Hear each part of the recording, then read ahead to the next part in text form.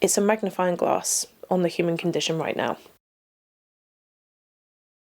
I don't like to greet people wearing a mask. So when I'm far away from them, I have my mask off and I put it on, and various things to try and keep them comfortable.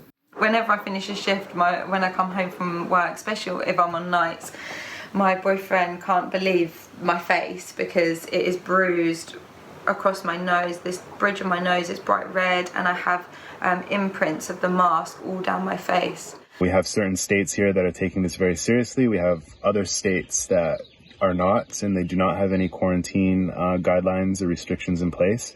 And it's like, it's like having a section of the pool where it's okay to piss in. It doesn't matter. It's not going to help.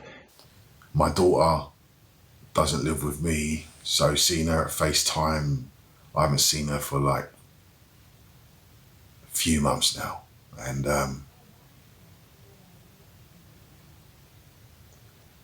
just that worry that you might not see people again, man.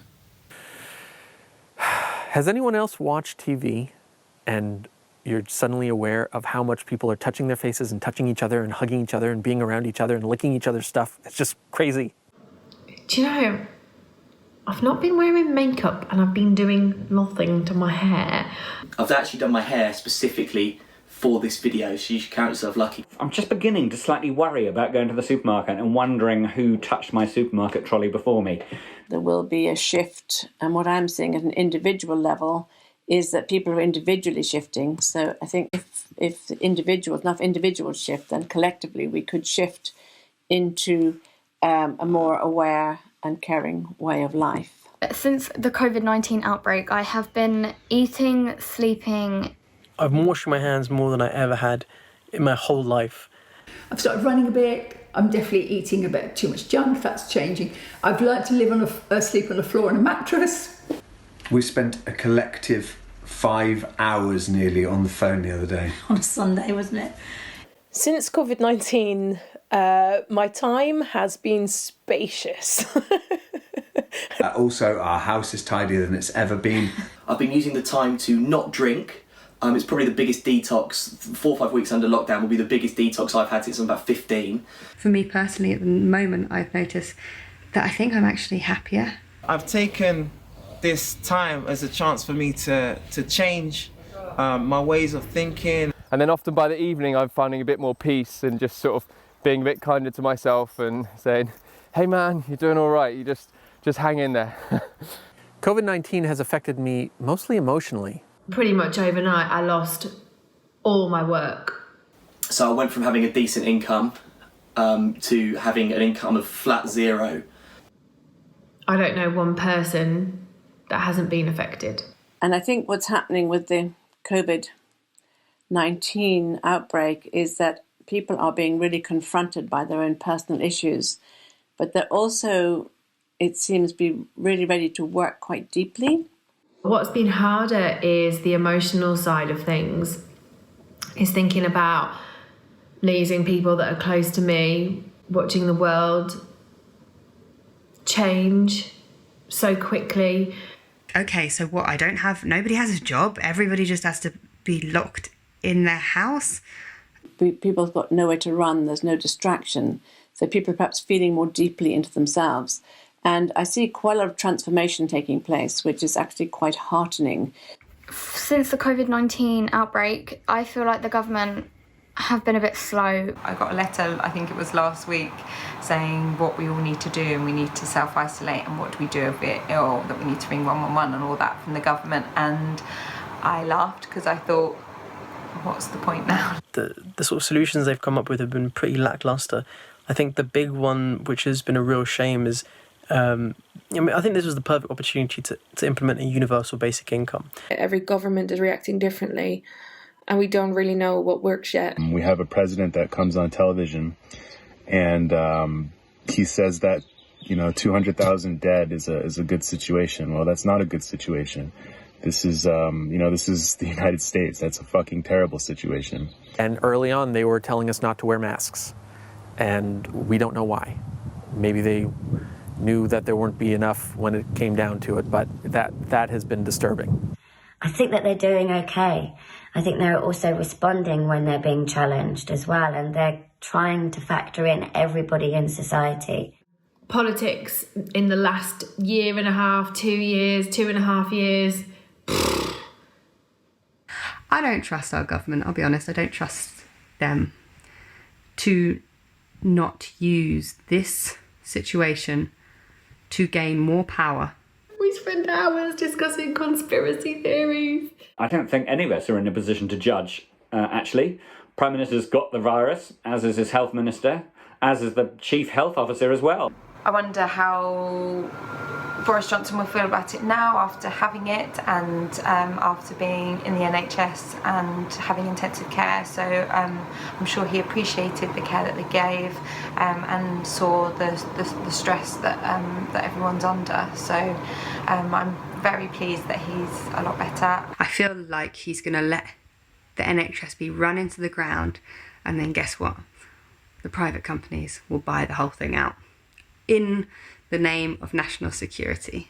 If people start to appreciate the NHS now, you know, if Boris Johnson is being looked after not privately but in an NHS ICU, then I think he should appreciate it and fund it and not privatise any part of the NHS.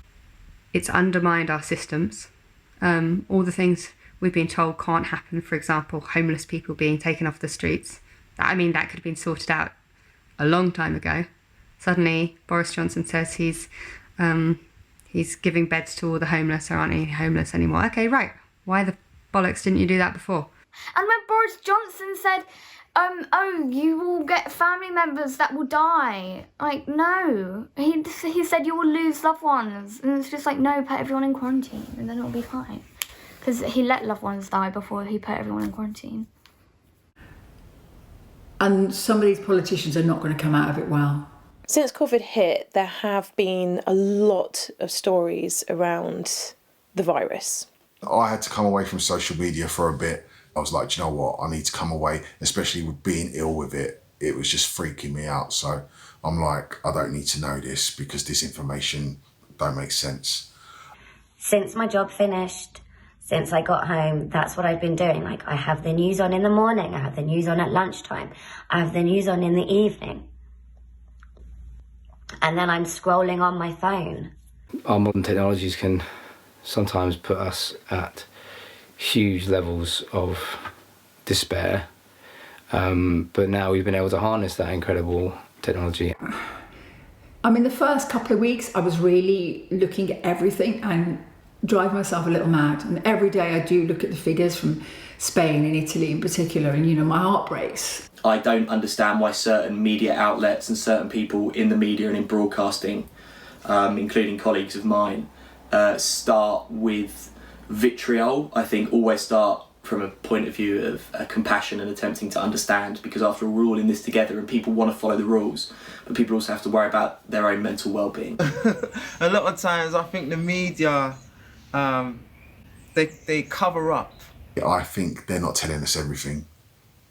They're focusing on all the negatives instead of the positives, because they're saying, oh, 4,000 people died within the last week, but they haven't said, oh, but 5,000 of those people have also recovered. We know it's serious. We don't need to be made to worry more. I take everything with a pinch of salt. What you have to remember as well is that a lot of the stuff you read on Twitter and on Facebook doesn't come from outlets that have proper journalistic sensibilities, or even sometimes trained journalists who are willing to adhere to a code of best practice. My biggest fear about COVID-19 is that after all of this is over, that we learn nothing. The thing I think that I'm frightened of is that actually nothing will change at the end of all this, and we'll just jump back into our non-sustainable life. My biggest fear is one that I am going to vocalise once and once only, because it is just too scary for me to even think about, so I don't think about it. It's if anything would happen to my children. Losing people. Losing people I love. the fear that I have at the moment isn't about myself. It's about other people and how they're going to pay their rent, how they're going to feed their family. There's a lot of small businesses that won't be able to come back after this.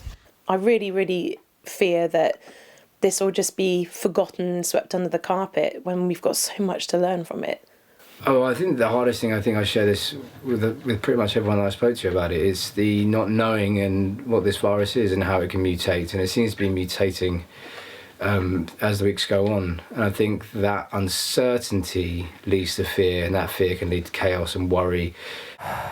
But all of the secondary stuff, is the economy gonna, just the world economy gonna tank? I mean, I've got a 3-year-old daughter, so just to think how fundamentally different her life is going to be to our life. If I get it, then there is an overwhelmingly good chance that my body will do exactly what it's designed to do and will fight off this disease. At this point, it's just waiting. I believe that there's a purpose to this experience that we're in, and we all have an opportunity to learn about how we could live in more harmony with the planet and with each other in a more equitable way, and how we could take care of each other and take care of the world. I think as a country, I think the good thing is that we've reevaluated what we think of as key workers, what we think, or what we were thinking of as being unskilled work. Without those shelf stackers, we wouldn't be functioning. Without those nurses who are on minimum wage or on a poor wage, we would not be functioning right now. I think what will be different in the world going forward are how much we trust our governments. Things are going to be a lot better at the end of this, because it's sort of shown a lot of the cracks and the problems in society. I think this will probably change a lot of the way some world leaders behave. We're going to sort of see a much more progressive society. I think obviously people are going to start tackling issues like climate change a lot more, hopefully. Does this mean that species are going to survive because we're not out there? Maybe this is what this is all about. Blue sky, clear water, singing birds. We are not flying as much. We are not using boats as much. We're not using our cars as much. We're not littering as much because we're not on the streets. Animals are roaming the streets kind of free. Yeah, lack of pollution, man. The ozone layer over China has fixed itself. We have green thermo maps over parts of Europe for the first time probably since the Industrial Revolution started. Mother Nature is being able to breathe. Part of nature is restoring itself. This isn't the first time we're going to see something like this. There's with global warming and what's happened to the Earth, there's going to be bigger, larger natural disasters. It's been a long time since we've had a worldwide pandemic like this, and we just forgot. We all just have to keep in mind that we are truly stewards of the Earth, and it's our job to leave this a better place than when we found it. The entities we share the planet with really don't care about our artificial, distinctions. The planet will deal with us. We've not thought until now that we are indestructible. Maybe we did push the world too much. Maybe we did do things that were stupid. There's no way that the world would have stopped. No way, out of choice. As if. Too busy, we're too busy, we're too busy. Sometimes I hear this phrase, when things get back to normal. I hope that since COVID has hit, that a lot of things will be different in the world now. I hope that we'll ration more and not consume as much. I've been thinking a lot about greed and people's need for things, and my own, I'm including myself, my need for materialistic things to make me happy. I hope that we'll learn some lessons, and that those lessons could be talked about in the future, so that we could live in more harmony with the planet and with each other, and with less greed and less materialism. It's the same way that my parents used to talk about the war, really, is that they used to talk about rationing, and it's very hard to imagine what these things are like unless you're in them. Now I have to ration my goals and work within limitations. So be smarter now. If we carry on in the way that we have done before COVID hit, things like climate change will only get worse and consumerism will only get worse. But being limited and rationed with ourselves and our family, I hope, will help us to realise just how precious the small things in our lives are. I don't need the things that I think I do, and I think that is a great lesson to learn. I think I would explain the series of events to future generations by saying we fucked up really bad. I will never forget the feeling of helplessness, of trying to help as many people as we can, but knowing that really we don't have the facility to be able to treat everybody, but also the feeling of helpfulness as well, and knowing that I can help people in this situation. My lasting memory from being in quarantine is probably all the TikToks. Love, support. That we are all equal. We're just the same. That we aren't in truth defined by lines on a map or who we voted for or what we say about ourselves or what we believe. Really wish I'd bought stock in Zoom before this. I would have made a lot of money on that. I've actually been in tears many times because of the kindness and the caring that I've been hearing about and receiving. And I think that really, you know, when we suddenly need each other, we begin to behave more humanly towards each other. I really, really hope that there is a lot more investment into science because of this. Change is forged in the crucible of crisis, and seismic world events tend to result in societal change. What I've learned so far is that we have to take it day by day. People can come together in times like this. You can't wish something into being, you can't worry something away, but you can do something about it. People do matter, and our feelings and our health really does matter. Can you stay 2 meters away from me, please? No, I can be close to you. Laughter predates language by 20,000 years, and it's important to try and do normal stuff and have fun and put a smile on your face as well, because we're going to need that to get through it. Everyone is doing the best that they can. We stay positive and we hope. We could bounce back stronger. Myself and my family have been more in contact in the last couple of weeks than we usually are in the space of 6 months. I think as a society, as people, as the world, we're a little bit more connected. But the babies that have been born during quarantine, in 13 years' time, it's going to be the rise of the quarantines. I say like quarantines because they're teenagers. I certainly feel that it's our job to make this period as good as we can, so that's what I'm trying to do. I think it could actually be after this, I think it could be the greatest age of humanity ever. And we'll see you on the other side of all of this.